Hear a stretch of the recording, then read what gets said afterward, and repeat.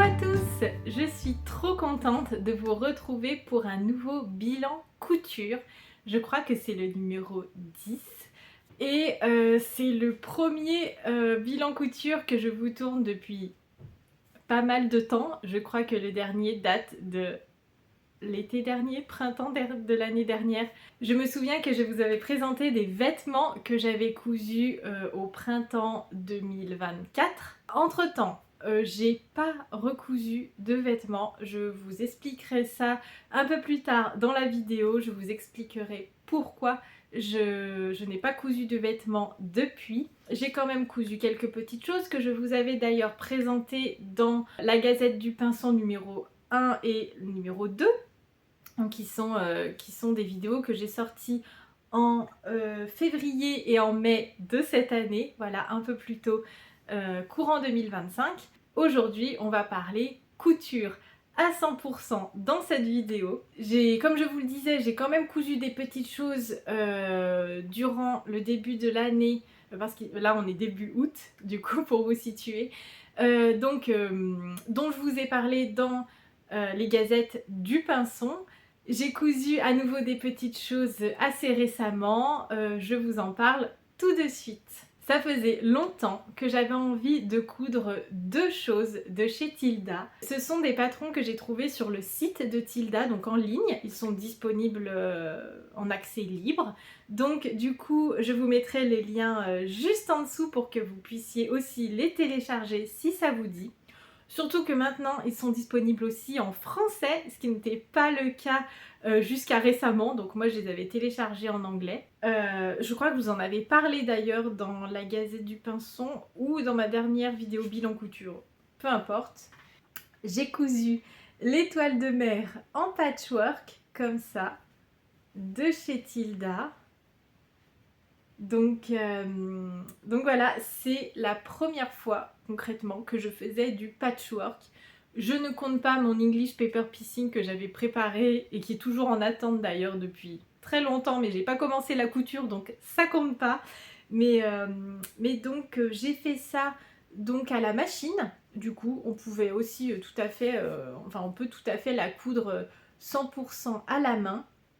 Mais c'est dans le cadre des décorations sur le thème de la mer que j'avais envie de faire et que j'ai toujours envie de faire, j'ai pas terminé d'ailleurs. Donc il y a cette étoile.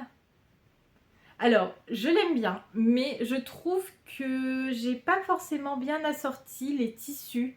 Je trouve que les motifs ici sont un peu grands et que je sais pas, je pense que je peux éventuellement en refaire une autre avec des motifs peut-être plus simples, moins grands et des choses peut-être qui tirent un peu moins vers le vert parce que mon but c'était que ça reste dans des tons bleus et je sais pas pourquoi je suis partie un peu sur du vert à un moment donné avec ces motifs-ci et du coup ce qui a fait que j'ai choisi un fond couleur menthe pour l'arrière.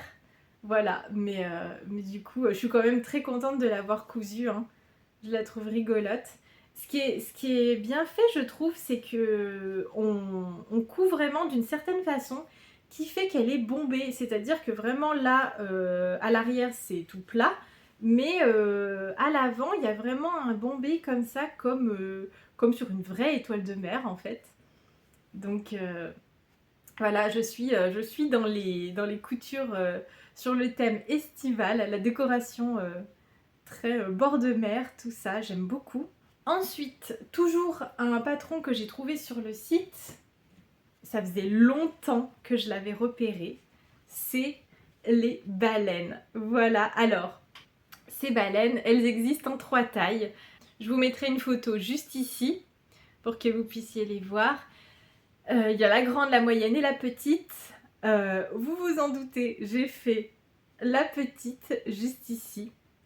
J'adore. Je voulais vraiment tester, commencer par la petite pour faire, disons, un petit test et puis des animaux comme ça en volume, bah forcément ça prend très vite beaucoup de place et beaucoup de watts, soit dit en passant. Mais du coup, pour l'instant, je me suis dit que j'allais commencer la petite et éventuellement faire celle qui est de taille moyenne. Voilà. Donc celle-ci, je l'ai finie hier. J'adore.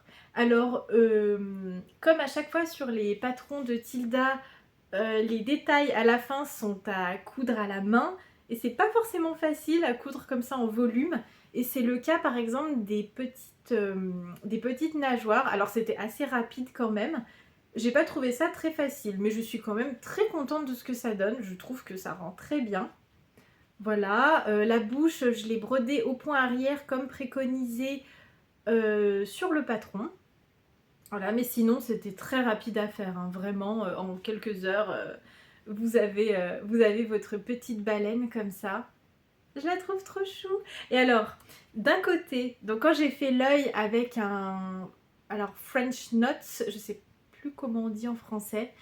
En tout cas, j'ai fait donc cet œil en point de broderie. Et de l'autre côté, je veux pas trop songer à ça, mais je me suis retrouvée avec les fils, parce que je suis pas partie de l'intérieur, je suis partie de l'extérieur. En fait, j'ai traversé de part et d'autre la baleine avec l'aiguille. De l'autre côté, je me suis retrouvée avec des petits fils qui dépassent. Et au final, je me suis dit, mais c'est génial, je vais pouvoir lui faire des cils. Donc, ça me fait rire. Je sais pas si vous verrez ici. Voilà, là vous les voyez peut-être les petits cils. Je sais pas si vous les verrez.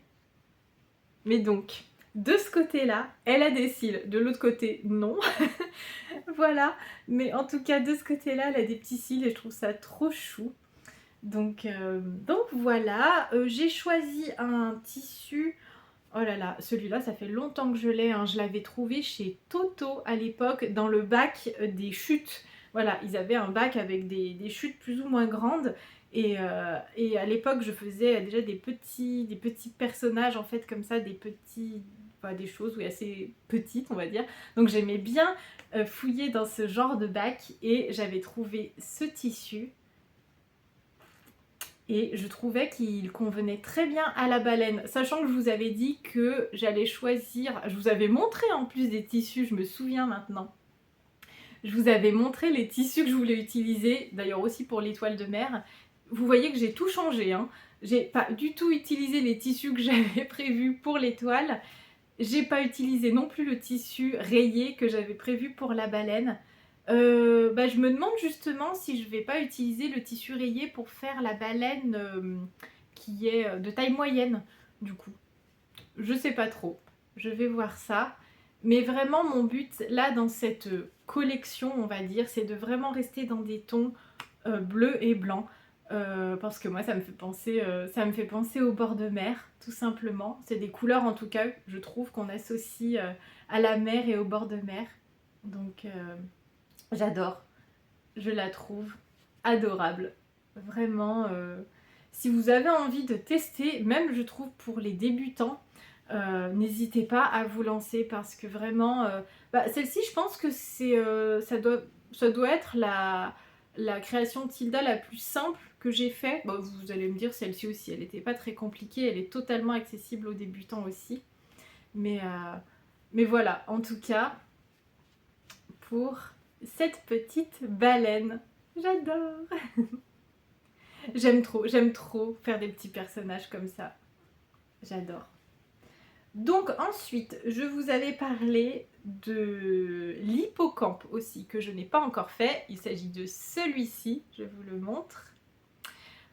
Qui provient d'un livre, je vais vous le chercher. Donc l'hippocampe qui vient de ce livre-ci.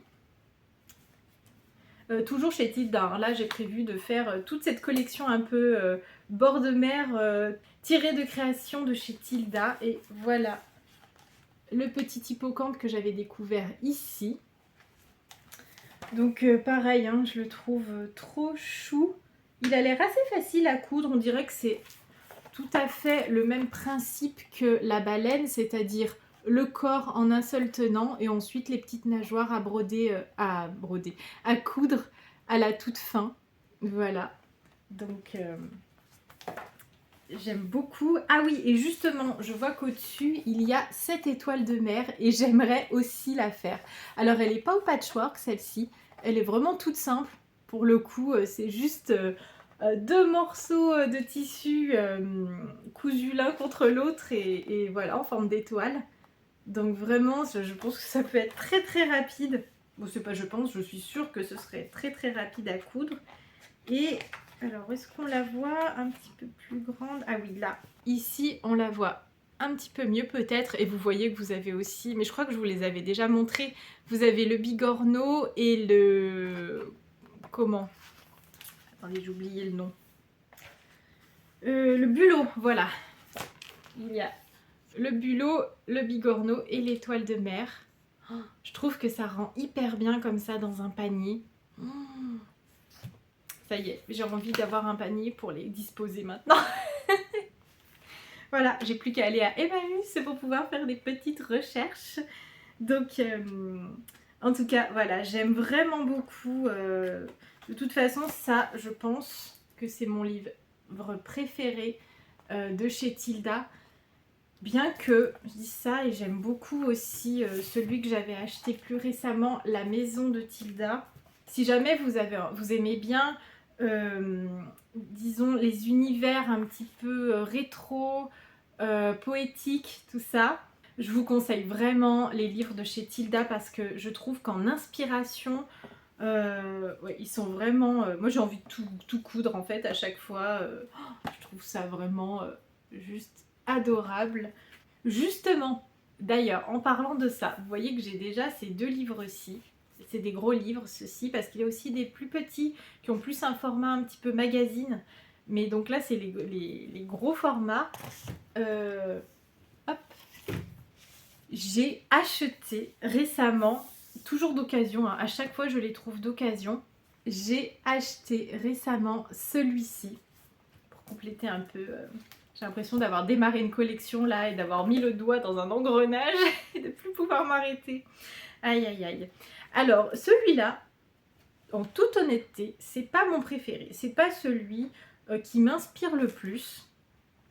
Mais c'est quand même toujours un plaisir de les feuilleter. Hein. Ça ne change pas.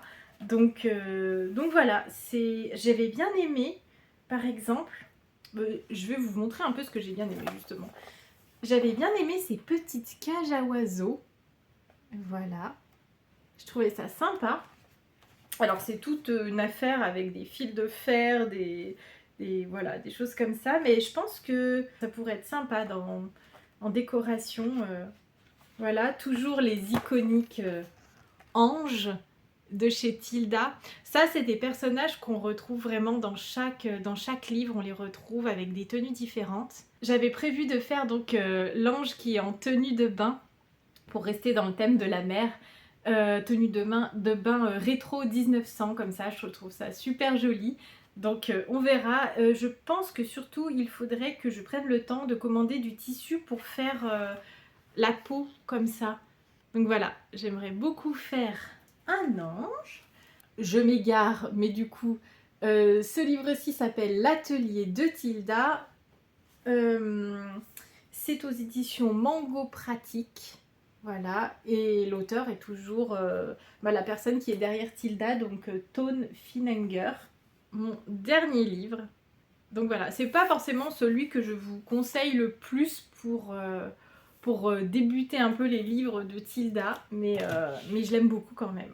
Ensuite, j'avais cousu ces petits papillons. Voilà.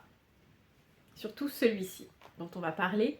Parce que j'ai eu envie de lui faire des camarades. Voilà. Alors, c'est en cours. Clairement, pour l'instant, ils ne ressemblent pas à des papillons.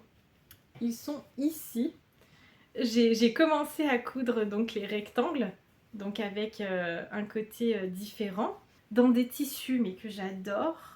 Voilà, ces tissus-ci, c'est des tissus pour patchwork en fait, donc c'est des petits coupons et je me suis dit qu'ils se prêteraient tout à fait à la confection de ces petits papillons. Et donc le but, ça serait de faire une guirlande. Voilà, donc il faut que je regarde sur quel support. Ce sera sur je pense un biais ou alors un ruban blanc plutôt. Un ruban blanc, ça ferait joli. Et donc j'aimerais faire toute une guirlande de papillons comme ça, donc en les alternant bien sûr. Donc voilà, ça pourrait donner quelque chose comme ça pour les associations. Donc voilà l'idée. Donc ils sont en cours. Hein. Le pire c'est que c'est rapide à faire ces petits papillons. C'est vraiment des pliages comme en origami. J'aime beaucoup. Je les avais vus sur la chaîne YouTube des Lubies de Louise.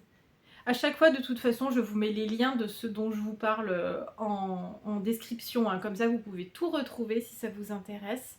Je voulais pas attendre d'avoir un millier de choses pour revenir ici en vidéo vous voir.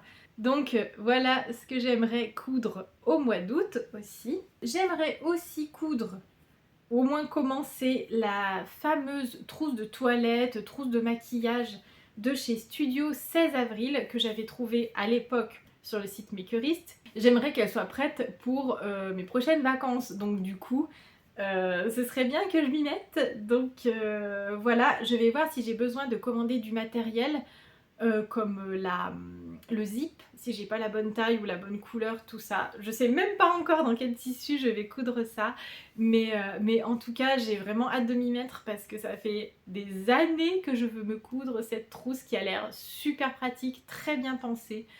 Et j'aimerais aussi me remettre à la couture de vêtements. Ça fait 1 an que je n'ai pas cousu du tout de vêtements.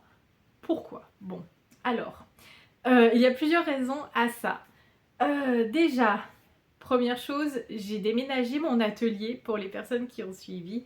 J'avais en fait un atelier à l'extérieur de chez moi et du coup donc j'ai tout débarrassé. Ça faisait beaucoup de tissus, j'ai dû faire du tri, j'en ai donné aussi, enfin voilà.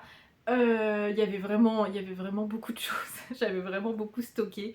Donc en tout cas, j'ai tout trié et rapatrié ici. Donc c'est vrai que le coin atelier, donc qui est ici devant moi, était un peu en bazar pendant quelques mois parce que vraiment j'ai mis du temps à tout trier, à tout ranger, tout ça. Donc voilà. Donc c'est vrai que c'était pas idéal pour coudre des grandes pièces. Voilà, sachant que maintenant ma table de couture et ma table de découpe ont fusionné en une seule table.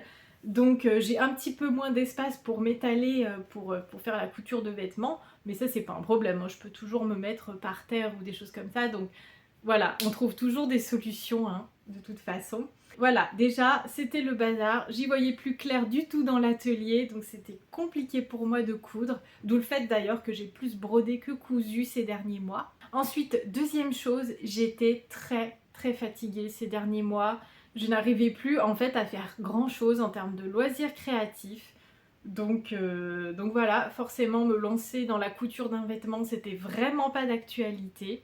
Et aussi, j'avais envie de mieux choisir, de prendre mieux le temps, enfin de prendre plus le temps de choisir les coupes, les tissus, tout ça pour que potentiellement le vêtement maille à la fin parce que il y a quand même, d'ailleurs je vous ferai une vidéo je pense là-dessus, il y a quand même pas mal de vêtements que j'ai cousus et que finalement je ne porte pas. Donc plutôt que comment dire, d'augmenter mon stock comme ça de vêtements, je voulais vraiment me poser pour réfléchir à ce dont j'avais besoin, ce que j'avais envie de coudre aussi. Donc voilà, du coup c'était la troisième raison. Et donc tout ça a fait que j'ai un peu, en fait, j'ai perdu au global la motivation pour coudre des vêtements.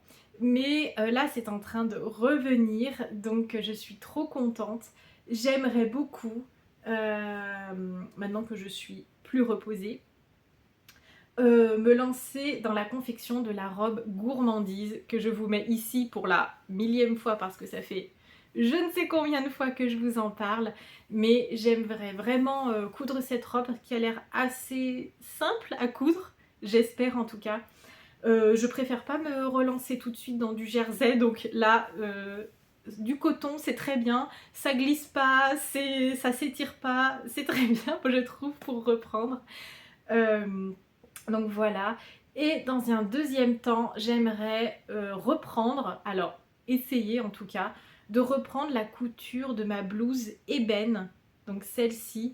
Je sais pas si vous vous en souvenez mais je vous en avais parlé, alors je sais plus si j'en avais parlé dans le dernier bilan couture ou si je vous en avais parlé dans un vlog, mais en tout cas j'avais fait une bêtise dans la découpe, j'avais coupé en fait la pince. super, hein, alors que j'avais fait ce tracé, je ne sais pas pourquoi, mais pour avoir des repères pour le moment où j'allais plier et faire la pince, mais j'ai carrément coupé cette pince, c'était pas le but. Mais j'aimerais quand même essayer de faire quelque chose avec cette blouse et avec ce tissu. Donc parce que tout est découpé, en fait tout est prêt. Donc je vais voir un peu ce que je vais faire, ne serait-ce qu'en termes d'entraînement peut-être. La voir un peu comme une toile, mais je trouve ça dommage d'avoir toutes les pièces découpées et d'en avoir rien fait du tout, alors que vraiment c'est un modèle que j'aime beaucoup, c'est un tissu que j'aime beaucoup. Donc bon, affaire à suivre pour cette fameuse blouse ébène. Dans tous les cas, la priorité ça va être la robe gourmandise pour me remettre en selle, on va dire, sur la couture de vêtements. Donc voilà, je crois que j'ai fait le tour pour ce qu'il y est de la couture. Donc je compte pas attendre de nouveau un an pour vous poster le prochain bilan couture. Merci beaucoup d'avoir regardé cette vidéo. Si vous l'avez appréciée, n'hésitez pas à mettre un petit j'aime, à vous abonner, à activer la cloche pour avoir les notifications quand je sors une vidéo. Voilà, j'espère que cette vidéo vous aura plu, qu'elle vous aura inspiré peut-être. Et j'en profite aussi pour vous souhaiter un bel été, de belles vacances pour les personnes concernées. Et je vous dis à très bientôt dans la prochaine vidéo.